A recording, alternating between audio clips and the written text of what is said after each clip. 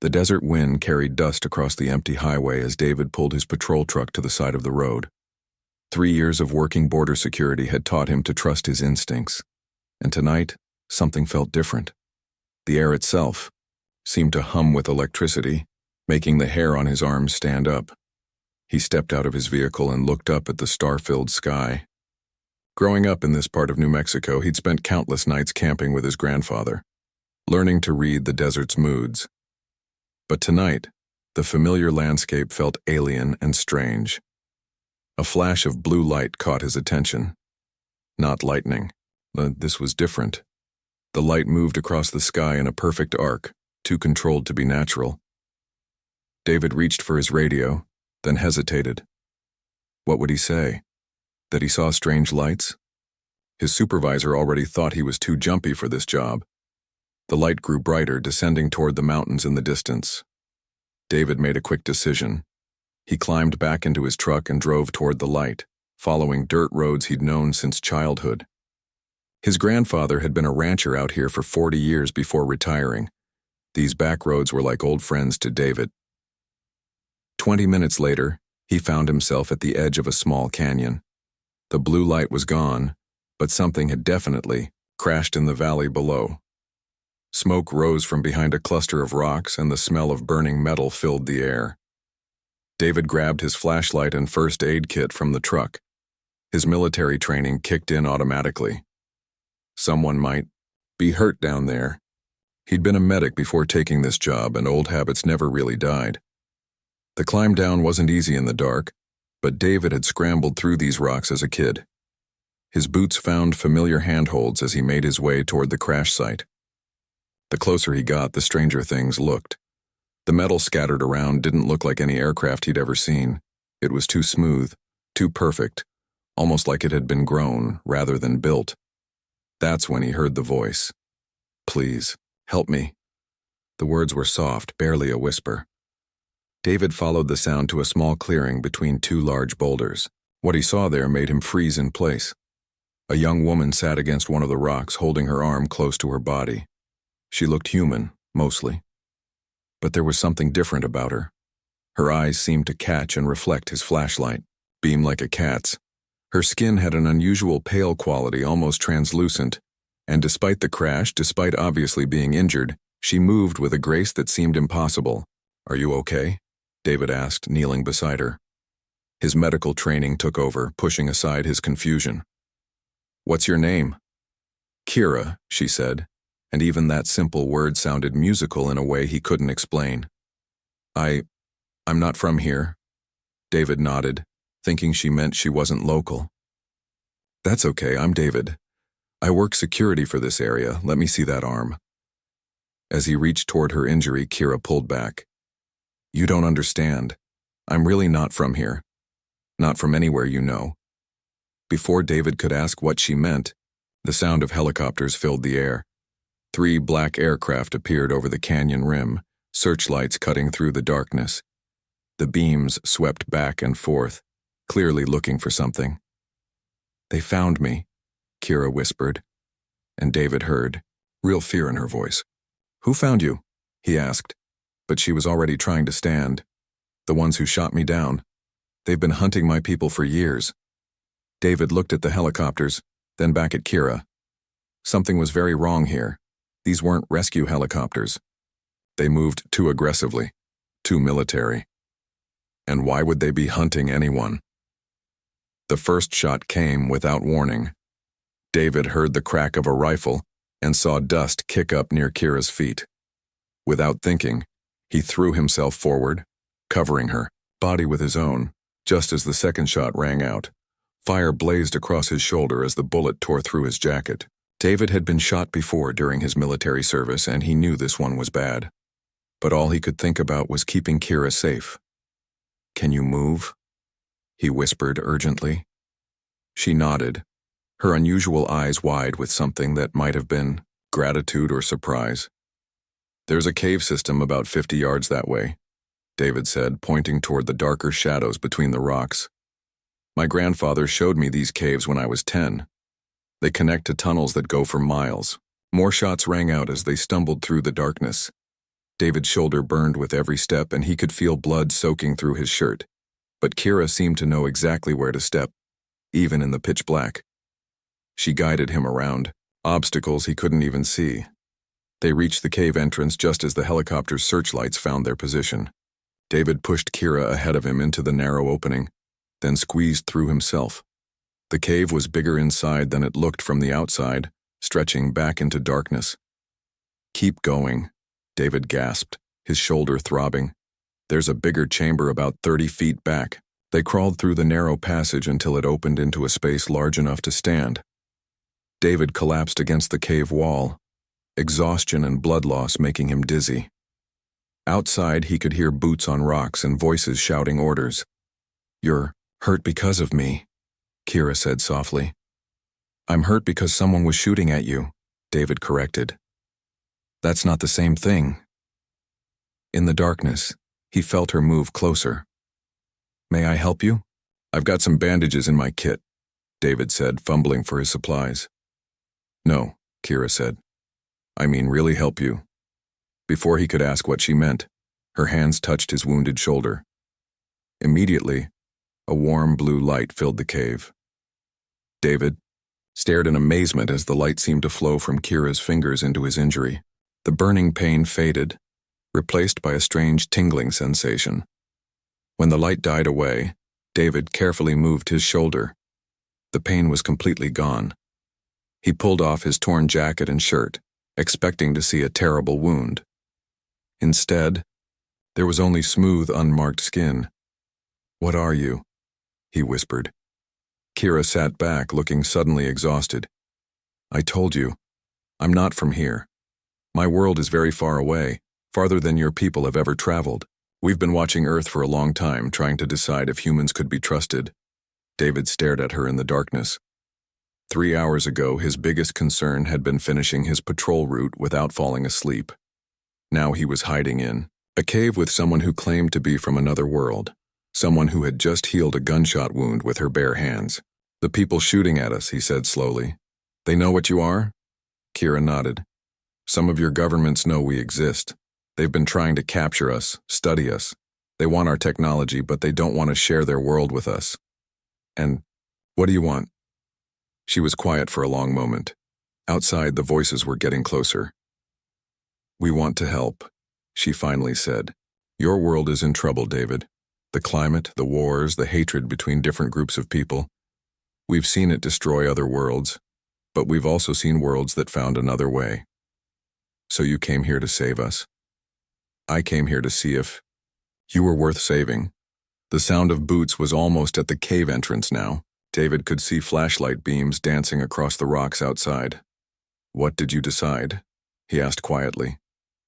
Kira looked at him, her strange eyes reflecting what little light filtered into the cave. "You threw yourself in front of bullets to protect someone you'd never met, someone you didn't understand. What do you think?" Before David could answer, a voice echoed from the cave entrance. "We know you're in there. Come out with your hands visible and nobody else has to get hurt." David felt Kira tense beside him. Her hand found his in the darkness, and he was surprised by how human her touch felt, despite everything else that was impossible about her. "There's another way out," he whispered. "But we have to trust each other." "I already trust you," Kira whispered back. "The question is, do you trust me?" David thought about the blue light, about his healed shoulder, about everything he thought he knew about the world being turned upside down in one night. "Yeah," he said, "I trust you." As they prepared to crawl deeper into the cave system, David couldn't help but wonder what he was getting himself into. But looking at Kira, remembering how she'd risked her own safety to heal his wound, he knew one thing for certain. Whatever happened next, he wasn't going to let anyone hurt her. Not while he was still breathing. The cave tunnel stretched ahead of them like a dark throat. David led the way, his hand trailing along the rough wall as they moved deeper underground. Behind them, the voices of their pursuers grew fainter, but he knew they weren't safe yet. These caves connected to an old mining system his grandfather had explored decades ago. If they could reach the main chamber, they'd have several ways out. How do you know these tunnels so well? Kira whispered behind him. My grandfather brought me here when I was 12, David said softly. He was a miner before he became a rancher. Used to tell me stories about the old days, when men dug silver from these mountains. They crawled for what felt like hours, but was probably only 20 minutes. Finally, the tunnel opened into a larger space. David could hear water dripping somewhere in the darkness, and the air felt cooler here. We can rest for a minute, he said, sitting down on a flat rock. Kira sat beside him close enough that he could feel warmth radiating from her skin. It was strange. She felt completely human. But there was something else, something that made the hair on his arms stand up like static electricity. You said you came here to see if humans were worth saving, David said quietly. What did you mean by that? Kira was silent for a long time. When she finally spoke, her voice was sad. My world is dying, David. We had a beautiful planet once, with blue oceans and green forests like Earth. But we made mistakes. We fought wars over resources. We poisoned our air and water. By the time we learned to work together, it was too late. David felt a chill that had nothing to do with the cave's temperature. How long do you have? Maybe 50 of your years. Maybe less. Our scientists have been looking for new worlds where our people could live. We found several, but Earth is special. It's the only planet we've discovered with intelligent life that might understand us. So you're refugees? We're explorers, trying to find a new home. But we're not conquerors, David. We don't want to take your world from you. We want to share it, to help you avoid the mistakes we made. David thought about the helicopters, the shots fired without warning. But your government knows about you. Some of them, anyway. Kira nodded. For 30 years, small groups of my people have been coming to Earth. At first, we just watched. We learned your languages, studied your cultures. Some of us even lived among you, disguised as humans. How many? Thousands. We're scattered across your world, working as teachers, doctors, scientists. Always trying to help, always careful not to reveal ourselves. The idea sent David's head spinning. Thousands of aliens living on Earth, hidden in plain sight. But something went wrong. 5 years ago, one of our scouts was captured by your military. They experimented on him, trying to understand our technology. Word spread through certain government circles. Now there are people who see us as threats to be eliminated, and others who want to use us as weapons. David remembered the precision of the helicopter attack, the way the soldiers had moved with military efficiency. Those weren't regular army back there. No, they're part of a special unit that hunts my people. They've killed dozens of us over the past 2 years. The water dripped steadily in the darkness. David tried to process everything Kira had told him. Aliens living among humans, government cover-ups, a dying world looking for sanctuary. It sounded like something from a movie, but the healed gunshot wound in his shoulder proved it was all real. Why are you telling me this? He asked. Because you risked your life to save mine. Because you asked questions instead of running away. Because... She paused, and he could hear her take a deep breath. Because my mission wasn't just to observe humans. I was sent to find someone who could help bridge our two peoples. What kind of bridge? Before Kira could answer, a new sound echoed through the caves. Not boots this time, but something else. A low humming noise that seemed to come from everywhere. At once. They found us, Kira said, tension creeping into her voice. Who? The soldiers? No. My people. They're looking for me. David felt confused. Isn't that good? They can help us. Kira grabbed his arm, her grip surprisingly strong. You don't understand. I was supposed to return to our ship 3 days ago. When I didn't come back, they assumed I was captured or killed. The rescue team they sent, they have orders to eliminate any witnesses, including me, especially you. You've seen too much, learned too much. They can't risk you telling other humans about us. The humming grew louder, and David saw a faint blue glow beginning to fill the tunnel they'd come from. Whatever was making that sound was getting closer. There's another way out, David said, standing up quickly. But it's dangerous. The tunnel leads to an old mine shaft. If we're lucky, it connects to the surface. If we're not, we'll be trapped. Underground, Kira finished. Yeah.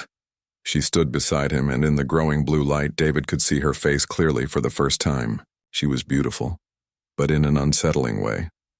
Her features were too perfect, too symmetrical.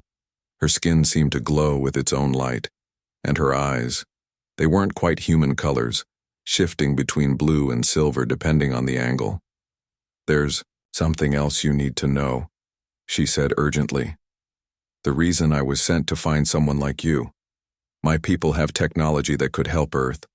Clean energy, medical advances, ways to repair environmental damage. But we need someone humans will trust to help us share it. Why me? I'm nobody special. I check fences and patrol empty roads. You're someone who protects others without thinking about the cost. You're someone who listens before judging, and she hesitated again. And what? And you're someone who might be able to survive the process. What process? The blue light was getting brighter, and David could hear voices now speaking in a language that sounded like music and mathematics combined. I'll explain later, Kira said. Right now we need to run. They hurried toward the back of the chamber where David remembered seeing the entrance to the old mine shaft. The opening was smaller than he'd hoped, barely wide enough for one person to squeeze through. You first, he said. David, wait. Kira turned to face him, her unusual eyes bright with urgency. Whatever happens, whatever you see or hear, remember that I trust you.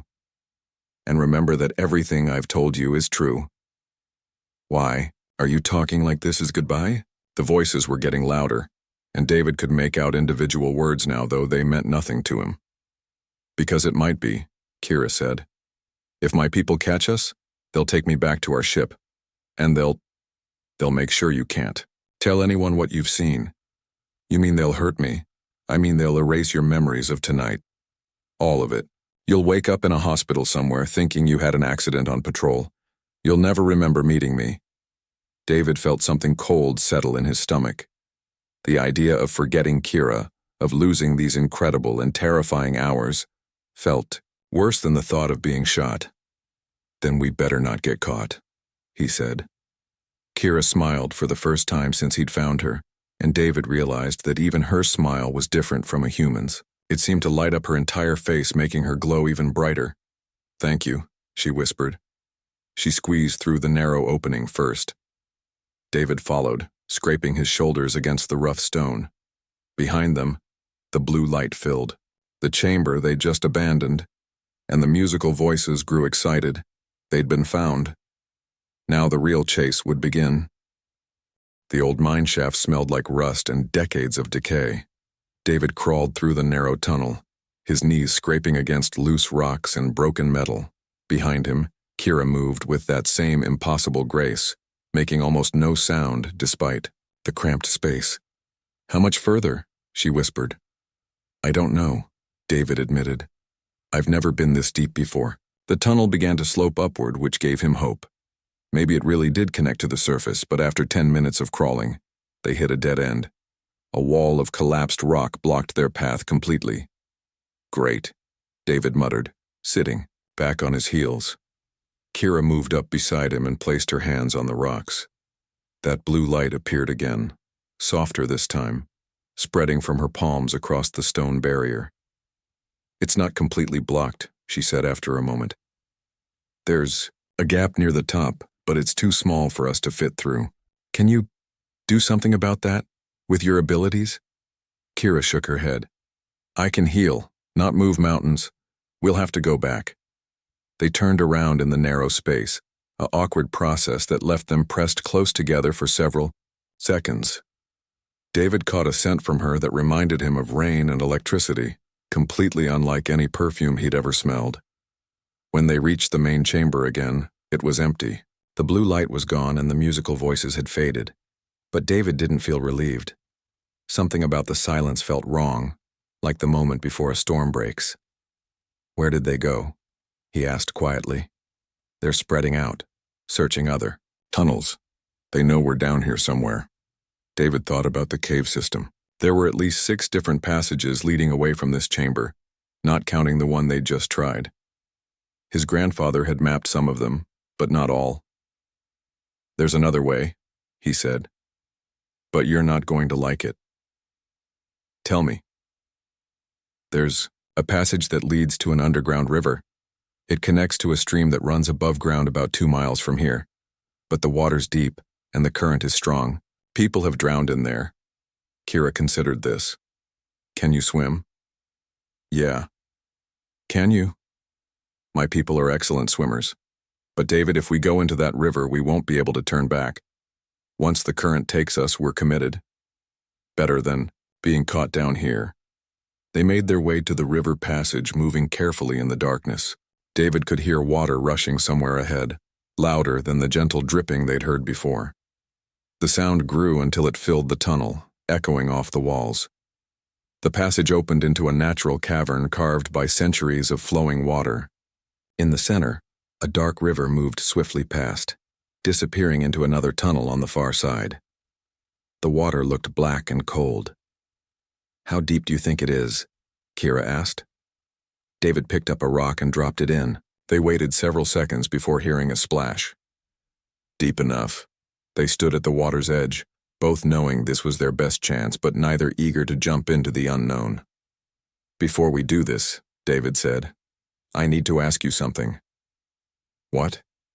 "Back there, you said something about a process I might be able to survive. What did you mean?" Kira stared at the rushing water. "My people's technology doesn't just heal wounds, David. It can change someone at a deeper level.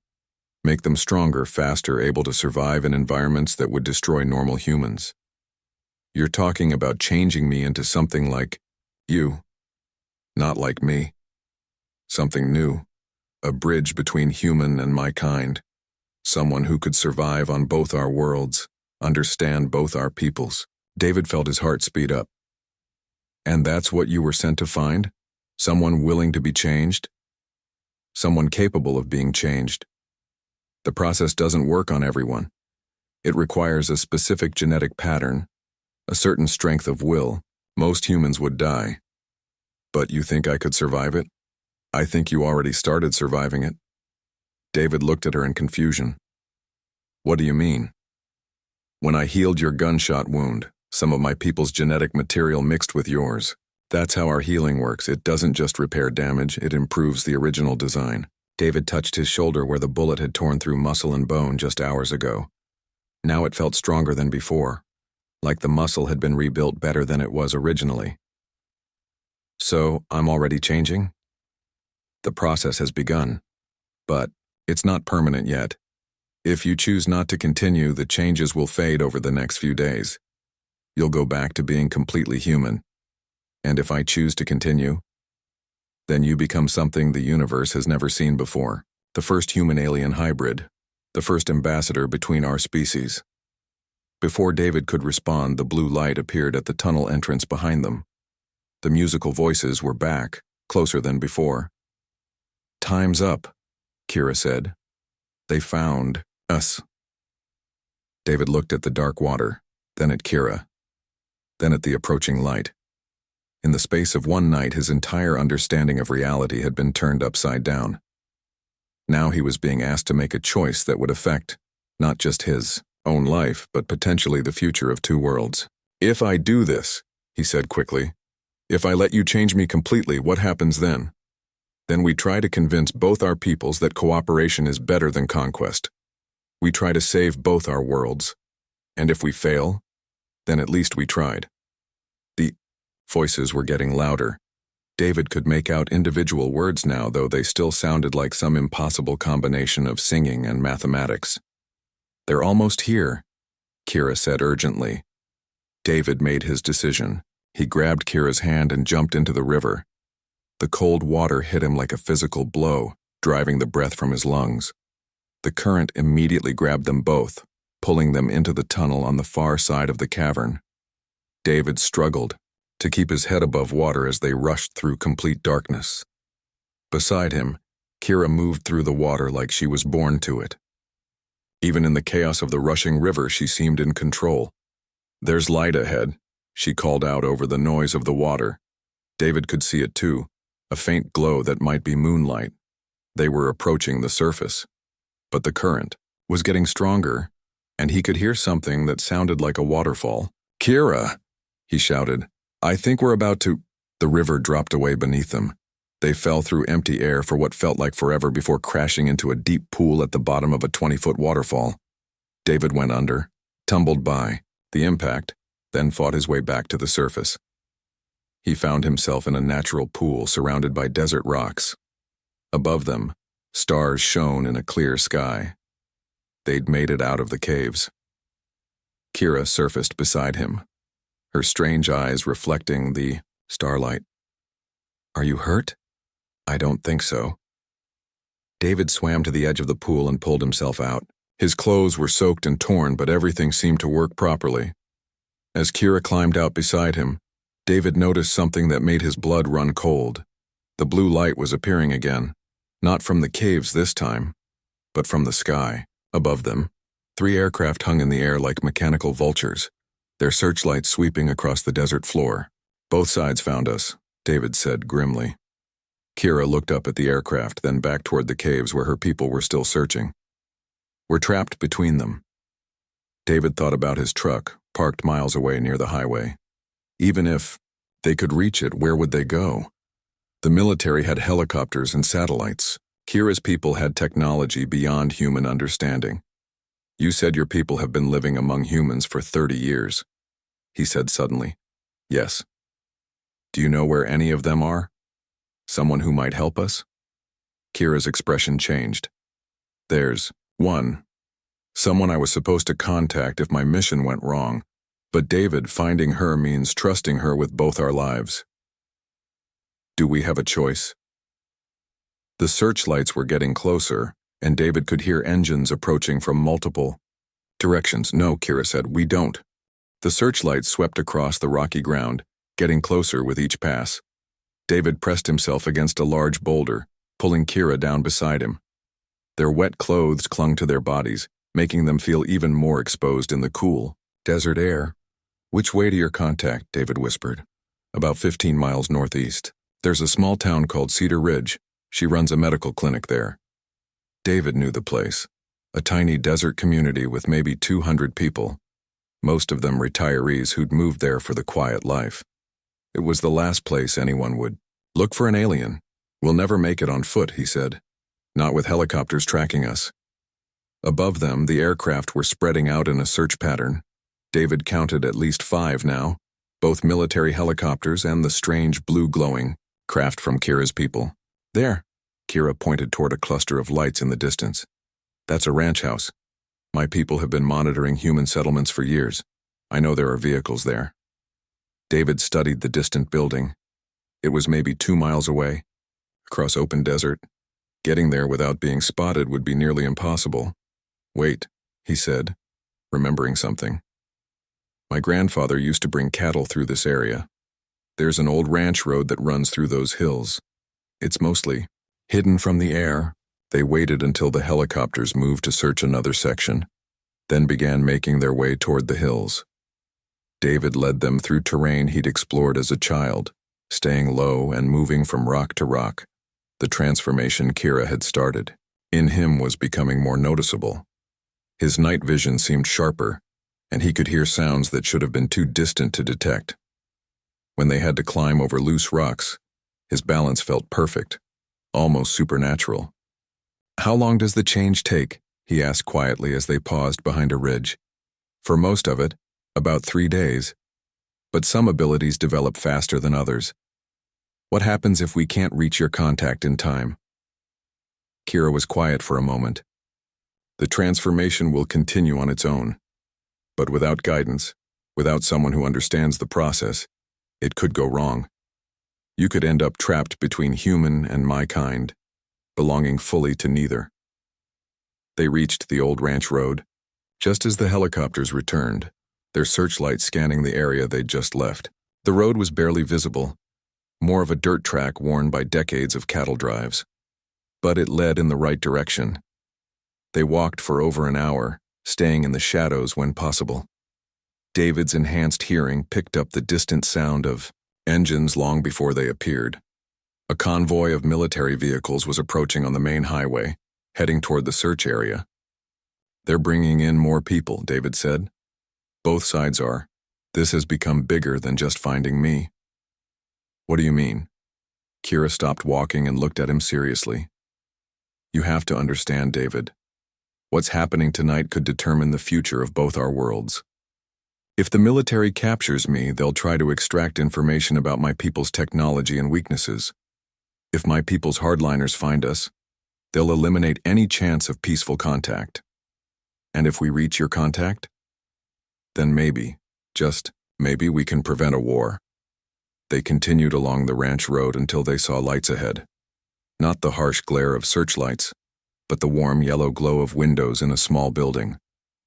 As they got closer, David could see it was an old ranch house with a medical sign hanging by the front door. "That's her clinic," Kira said. "Dr. Luna Rodriguez. She's been here for 8 years serving the local community." 8 years, David repeated. "And nobody suspected?" "She's an excellent doctor. She's saved lives, delivered babies, helped people through their worst moments. The community loves her." They approached the building carefully. Through one of the windows, David could see a woman with dark hair working at a desk under a reading lamp. She looked completely human, maybe in her 40s, wearing simple clothes like any small-town doctor. Kira tapped gently on the window. The woman looked up and David saw her eyes widen in recognition. She quickly moved to the front door and let them in. "Kira," she said in accented English, "I felt your ship crash. I've been waiting for you to contact me." "Luna, this is David. He's the one." Luna looked at David with intense curiosity, her gaze lingering on his face and hands. "You've already begun the process." "Is that a problem?" David asked. "It's unprecedented. Usually we prepare candidates for months before attempting any genetic integration." Luna moved to a cabinet and began pulling out medical supplies. "How? Do you feel different, stronger? My senses are sharper. Any pain, nausea, disorientation?" "No. Actually, I feel better than I ever have." Luna exchanged a glance with Kira. "Remarkable. Most humans experience severe side effects in the first phase."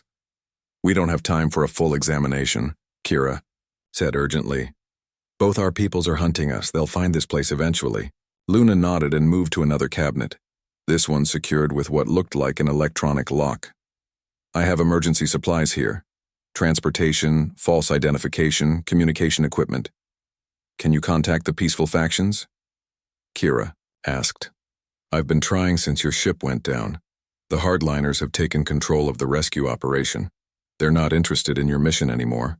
They just want to contain the security breach." David felt a chill. "By security breach, you mean me?" "I mean both of you. Kira has revealed our existence to an outsider. You've seen too much to be allowed to live normally. So what are our options?" Luna was quiet for a moment, organizing supplies on her desk. "There's a place in the mountains about 100 miles from here. It's where some of us go when we need to disappear from both human and our own people's surveillance." "A safe house?" "More than that. It's a small community of people like us. My kind who've chosen to live permanently on Earth, humans who've been brought into our confidence, and a few who've undergone partial transformation." David looked at Kira. "People like what I'm becoming?" "Exactly. The process you're going through isn't entirely new. We've been carefully testing it for years, trying to create bridges between our species." "How many?" 23 successful transformations over the past decade. All volunteers, all people who showed the same genetic markers and strength of character that you have." Before David could ask more questions, Luna held up her hand for silence. She moved to the window and peered through the blinds. Vehicles approaching, military by the look of them. Through the window, David could see headlights moving along the main road toward the town. At least 6 vehicles, moving in formation. "Back, exit," he asked. "Yes, but they'll have the building surrounded in minutes." Luna moved quickly, grabbing a backpack and stuffing it with supplies. There's a network of irrigation tunnels under the town. They date back to the original settlement. Will they lead us out of town? To the old mining district. From there, you can reach the mountain road without being seen. Luna handed David the backpack and gave Kira a small device that looked like a cross between a phone and a medical scanner. This will connect you to the safe house, she said. But only use it when you're at least 50 miles away. Any closer, and the signal might be traced. The sound of engines was getting louder. Through the front window, David could see lights approaching the clinic. What about you? Kira asked Luna. I'll be fine. I've been Dr. Rodriguez for 8 years. I have patients who depend on me, and a reputation that will protect me. They might question me, but they can't prove anything. Luna led them to a small storage room behind her office. She pulled aside a cabinet to reveal a hidden door in the floor, the tunnel entrance. Follow it north for about half a mile, then take the second branch to the left. It will bring you up near the old mine works. David could hear vehicles stopping outside the clinic, car doors slamming, voices giving orders. Thank you, he said to Luna. Thank me by surviving, she replied, and by helping our peoples find a way to coexist. David dropped down into the tunnel first, then helped Kira down. As Luna replaced the cabinet above them, they could hear heavy footsteps on the clinic's front porch. The tunnel was narrow and dark, carved from desert rock decades ago to carry water to the early settlement. David led the way, using his enhanced night vision to navigate the twisting passage. Behind them, they could hear muffled voices from the clinic above. Luna's calm responses to what sounded like aggressive questioning. She'll be okay, Kira said quietly. How can you be sure? Because she survived 8 years by being exactly what she appears to be. A dedicated doctor who cares about her patients. Sometimes the best disguise is simply being genuinely good at what you do. They followed the tunnel north, counting branches until they found the second left turn. This passage sloped upward, eventually opening into a small chamber, carved from natural rock. Above them, David could see stars through a gap in the ceiling. They climbed out to find themselves in the ruins of an old mining operation. Rusted equipment and abandoned buildings provided perfect cover. 50 miles to go, David said, looking at the device Luna had given them. 50 miles to a new life, Kira corrected. For both of us. As they made their way through the mining ruins toward the mountain road, David realized that the transformation wasn't just changing his body. It was changing everything he thought he knew about himself, about humanity, and about what the future might hold. The mountain road stretched ahead of them like a ribbon of silver in the moonlight. David and Kira had been walking for 3 hours, staying off the main highway and following old logging trails that David remembered from hunting trips with his father years ago. His transformation was accelerating. Every step felt effortless, even climbing steep mountain paths. His vision in the darkness was now almost as clear as daylight, and he could hear the heartbeats of small animals moving through the forest around them. How much further? He asked, though he wasn't tired. According to the device, about 10 miles, Kira replied. She looked exhausted, which surprised him. The safe house is hidden in a valley between 2 peaks. Are you okay? You seem weaker than before. Kira stopped walking and leaned against a tree. The healing process takes energy from me, and I've been away from my ship's life support systems for too long. My body is starting to struggle with Earth's atmosphere. David felt a stab of worry. What can I do? Nothing. Only reaching the safe house will help now. They have equipment there that can sustain me. They continued climbing, but David had to slow his pace to match Kira's weakening steps. The irony wasn't lost on him. As he became stronger, she became more fragile. When they finally reached the valley, David was amazed by what he saw. Nestled between towering pine trees was a small settlement that looked like a cross between a research station and a mountain retreat. Solar panels gleamed on rooftops and soft lights glowed in windows. It looked peaceful, normal, except for the subtle hum of advanced technology in the air. Welcome to Haven, Kira said softly. As they approached the main building, people began emerging from the various structures. David counted about 30 individuals, and he was struck by how diverse they looked.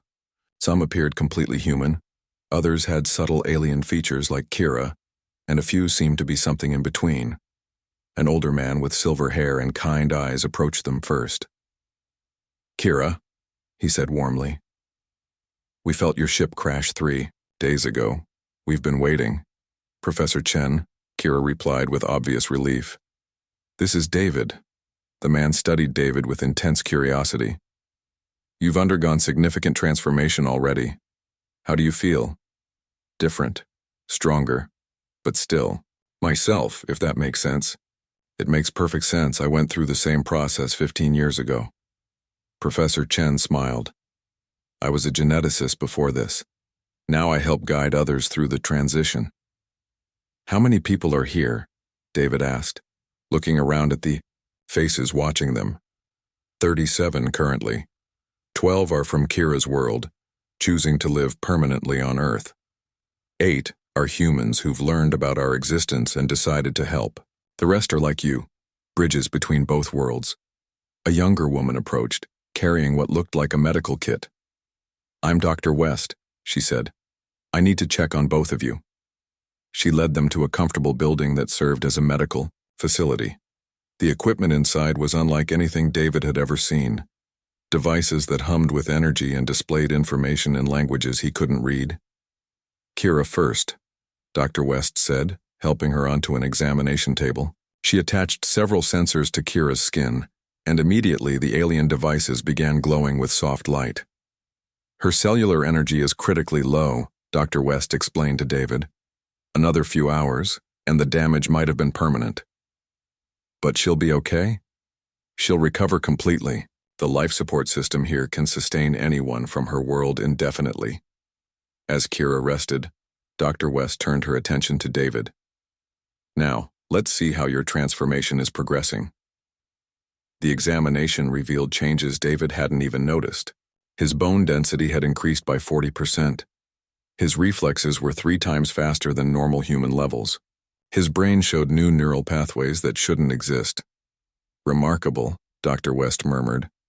"You're adapting to the changes better than anyone we've seen." "What does that mean?" "It means you have a choice to make. The transformation can be stopped here, leaving you enhanced but still essentially human. Or it can be completed, making you truly something new."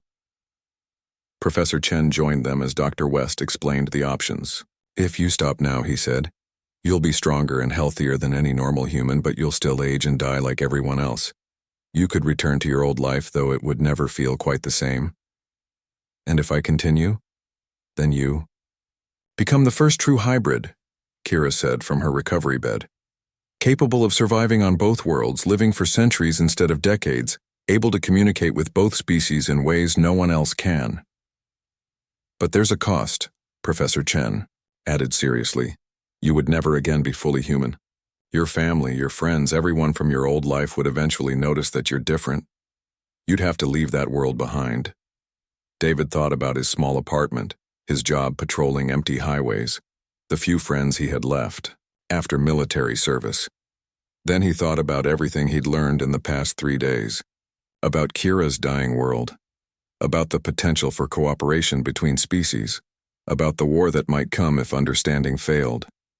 "If I become this bridge," he said slowly, "what would I actually do?"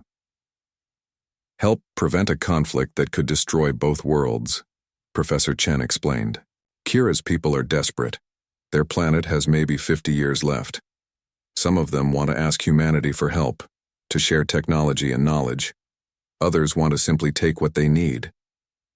And the human governments? Some want to learn from Kira's people. Others see them as threats to be eliminated."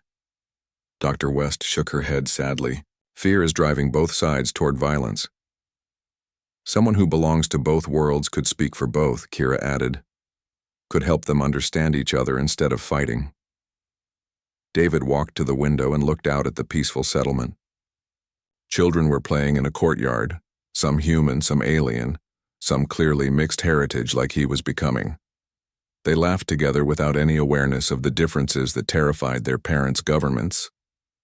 "What about here?" he asked. This place seems to work. Because everyone here chose to be here, Professor Chen replied. They chose understanding over fear, cooperation over conflict. But Haven is small. The real world is much bigger and much more complicated. David made his decision. I want to complete the transformation. Dr. West nodded and began preparing equipment. The final phase will take about 6 hours. Are you certain? I'm certain. As David lay on the medical table, Kira took his hand. Are you afraid? Yeah, he admitted. But I'm more afraid of what happens if nobody tries to build bridges. The process was unlike anything David could have imagined. Energy flowed through his body, rewriting his genetic code cell by cell. He could feel himself changing, becoming something that had never existed before. When it was over, David looked in a mirror and saw someone familiar, but transformed. His eyes now held the same otherworldly quality as Kira's. His skin had taken on a subtle luminescence. He felt connected to everything around him in a way that was both wonderful and overwhelming. How do you feel? Professor Chen asked. Like, I can hear both worlds calling to me, David replied honestly.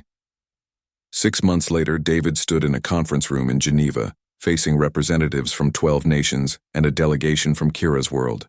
The negotiations had taken months to arrange, but they were finally happening. Honored delegates, he began, his voice carrying harmonics that resonated with both human and alien ears. I stand before you not as human or alien, but as proof that our peoples can become something greater together. As he spoke about shared technologies that could heal Earth's environment, about medical advances that could eliminate diseases, about the wonders that awaited humanity among the stars, David saw fear slowly giving way to curiosity in the faces around the table. It wouldn't be easy. There would be setbacks, misunderstandings, people on both sides who preferred conflict to cooperation. But for the first time in either species' history, there was someone who could speak for both worlds. Outside the conference room window, Earth turned in space, unaware that its future had just changed forever. And in a hidden valley in the mountains, children who belonged to both worlds played together under alien stars, proving that some bridges, once built, could never be broken. The scared border guard who had thrown himself in front of bullets to save a stranger was gone. In his place stood something new, hope made flesh, courage given form, the promise that love could indeed transcend any difference. David looked at Kira, who sat proudly in the alien delegation, and smiled. They had kept their promise. They had built a bridge between worlds. Now it was up to everyone else to decide whether to cross it.